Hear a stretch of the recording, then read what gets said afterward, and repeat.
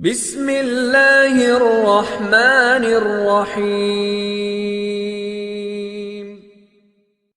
اللہ کو ساتھ لینے کے لیے اپنے اعمال اچھے بناؤ، اپنے اعمال، اپنا گھر اچھا نہیں، کپڑے اچھا نہیں، جوتا اچھا نہیں، ڈگری اچھی نہیں، تنخواہ اچھی نہیں، گاڑی اچھی نہیں، موبائل اچھا نہیں، اپنے آپ کو، اپنے اعمال، اپنی نماز اچھی بناؤ، اپنا روزہ اچھا بناؤ، اپنے اخلاق اچھے بناؤ، اپنی آنکھوں میں حیا پیدا کرو، اپنی کمائی کو پاکیزہ بناؤ، اپنے خرچ کو صحیح کرو، اپنا رہن سہن صحیح کرو، اللہ پھر ساتھ ہوگا تمہارے۔ تو میرے بھائیو، آج جہالت ہے، جہالت۔ ہاں، پیسہ ہوگا تو کام بنیں گے، حکومت بدلے گی تو کام بنیں گے، وزیر سے یہ ہو جائے گا، ڈاکٹر سے یہ ہو جاتا ہے، صدر سے یہ ہوتا ہے، کسی سے کچھ نہیں ہوتا۔ یہ سب محتاج ہیں، یہ سب محتاج ہیں، کسی کے ہاتھ میں کچھ نہیں، نظام اللہ کا چلتا ہے۔ اللہ ہواؤں کا اچھا، سب مانتے ہیں کہ ہواؤں کا نظام اللہ کا ہے، کسی کا دخل نہیں، گرمی کا نظام اللہ کا ہے، کسی کا دخل نہیں، دن رات کا نظام اللہ کا ہے، کسی کا دخل نہیں، بارش کا نظام اللہ کا ہے، کسی کا دخل نہیں۔ اس بات کو مانتے ہیں۔ او میرے بھائی، حالات بنانے والا بھی اللہ ہے، حالات کو بگاڑنے والا اللہ ہے۔ اللہ کو ساتھ لو، اپنے اعمال اچھے بناؤ، اپنے آپ کو اچھا بناؤ۔ جہالت سے نکالنا یہ سب سے بڑی خیر خواہی ہے کسی کے ساتھ۔ حضور صلی اللہ علیہ وسلم فرما رہے ہیں، 3 باتیں ہیں، میں قسم کھا کے کہتا ہوں کہ برحق ہے۔ اللہ کے نبی کی بات ہے ہی برحق۔ اللہ کے نبی نے قسم کیوں کھائی ہے؟ بات میں زور پیدا کرنے کے لیے، بات میں وزن پیدا کرنے کے لیے فرمایا 3 باتیں ہیں، میں قسم کھا کے کہتا ہوں کہ برحق ہے۔ پہلی بات فرمایا میں قسم کھا کے کہتا ہوں کہ صدقہ کرنے سے مال میں کمی نہیں ہوتی۔ صدقہ کرنے سے مال میں، آج کیا ذہن ہے، میں زکوٰۃ دوں گا تو میرا مال کم ہو جائے گا، زکوٰۃ دینے والے تھوڑے ہیں، نہ دینے والے بہت زیادہ ہیں۔ ہاں، کروڑوں کا مال پڑا ہے گوداموں میں لوگوں کا، زکوٰۃ نہیں دیتے ہیں۔ کروڑوں کا زیور ہے، زکوٰۃ نہیں دی جا رہی ہے۔ بہت تھوڑے ہیں جو پوری زکوٰۃ دیتے ہیں، اکثریت نہیں دیتی۔ کیوں نہیں دیتی؟ کہ زکوٰۃ دوں گا تو مال کم ہوگا۔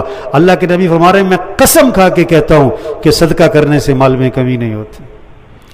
اب جو یہ سمجھتا ہے میں زکوٰۃ دوں گا میرا مال کم ہوگا، یہ جاہل ہے۔ دوسری بات فرمائی، میں قسم کھا کے کہتا ہوں جس پر ظلم کیا گیا اور وہ معاف کر دے، وہ بدلہ لے سکتا ہے لیکن معاف کر دے، فرمایا میں قسم کھا کے کہتا ہوں اللہ اس کی عزت میں اضافہ ہی کرے گا، کمی نہیں ہوگی۔ اللہ اس کی عزت، معاف کر دو۔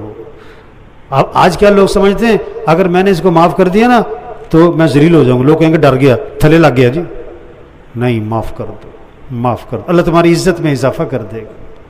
تیسری بات فرمائی، میں قسم کھا کے کہتا ہوں جو لوگوں سے سوال کا دروازہ کھولے گا اللہ اس پر فقر کا دروازہ کھول دے گا۔ لوگوں سے نہ مانگنا، اللہ سے مانگنا۔ تو میرے بھائیو، بڑی جہالت ہے آج، بڑی جہالت ہے آج، بڑی جہالت ہے۔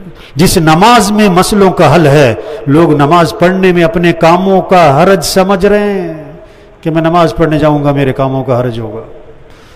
10 گھنٹے ڈیوٹی کرتے ہیں، 10 منٹ کی نماز نہیں پڑھتے۔ یہ کون ہے؟ یہ جاہل ہیں، یہ جاہل ہیں۔ میرا بیان تھا ججوں میں نے کہا جو جج یہ فیصلہ نہیں کر سکا کہ نماز اہم ہے کہ میٹنگ اہم ہے، یہ جاہل ہے، یہ جاہل ہے جج، یہ جاہل جج ہے۔ یہ اذانیں ہو رہی ہیں، نمازیں ہو گئی، مریض بھی بیٹھا ہے، ڈاکٹر بھی بیٹھا ہے۔ مریض کو ڈاکٹر کی فکر ہے، مجھے ڈاکٹر کو دکھانا ہے، ڈاکٹر کو مریض دیکھنے کی فکر ہے۔ نہ مریض کو ہوش ہے کہ نماز پڑھنی، نہ ڈاکٹر کو ہوش ہے کہ نماز پڑھنی۔ یہ مریض بھی جاہل، یہ ڈاکٹر بھی جاہل۔ صحت دینے والا اللہ ہے، دوائی میں صحت نہیں ہے۔ ہاں، اللہ سے مانگو، دوائی لو، یہ نہیں کہہ رہے نہ لو، نماز تو پڑھو، نماز کے وقت میں نماز ہے۔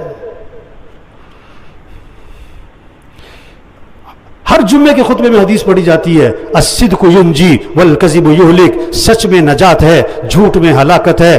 آج لوگ کہتے ہیں میں سچ بولوں گا تو پکڑا جاؤں گا، جھوٹ بولوں گا تو بچ جاؤں گا۔ جاہل ہیں، جاہل ہیں۔ ایک نے رشوت لی 10,000، گھر گیا تو بیوی کی ٹانگ ٹوٹ گئی، 10,000 اس کا علاج پہ لگ گیا۔ کہتا چول لے آیا تھا، نہ لاتا تو کہاں سے علاج کرواتا، نہ لاتا تو ٹانگ ہی نہ ٹوٹتی، ٹانگ ہی نہ ٹوٹتی. ما اصابکم من مصیبت فبما کسبت ایدیکم، جو بھی تم پر مصیبت ہے وہ تمہارے گناہوں کی وجہ سے ہے. ایک سے پوچھا تم نے رشوت کیوں لی؟ کہتا بیٹی کی شادی کرنی. میں نے کہا اگر مہینے بعد طلاق ہو گئی تو پھر؟ کہتا مولوی صاحب خیر دیاں گلاں کرو. میں کہا پا جی خیر دے کام بھی کرو. یہ حرام کے پیسے سے گھر آباد. کتنی رشوت ہے ہمارے دفتروں میں. یہ جاہل ہیں، یہ افسر جاہل ہے جو رشوت لے رہا ہے. ہاں اور میرے بھائی تبلیغ کیا ہے؟ لوگوں کو جہالت سے نکالو. یہ بات سمجھاؤ کہ بھائیو اللہ راضی ہوگا تو دنیا بنے گی، آخرت بنے گی.